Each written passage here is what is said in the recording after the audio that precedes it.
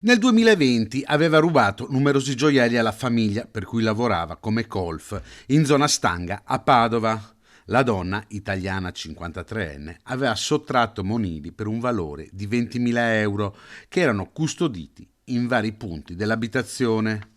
La polizia di Padova, del commissariato Stanga, aveva indagato dopo la denuncia del furto. Subito aveva insospettito gli investigatori la mancanza di segni d'effrazione. I poliziotti, dopo aver raccolto le testimonianze delle vittime, si erano concentrati proprio sulla donna all'epoca cinquantenne che per alcuni mesi aveva frequentato l'appartamento come collaboratrice domestica. Tempo necessario per carpire la fiducia dei datori di lavoro e scoprire dove fossero nascosti i gioielli. Un lavoro chirurgico quello della donna, che non ha avuto bisogno di mettere a soqquadro l'abitazione per trovare i preziosi.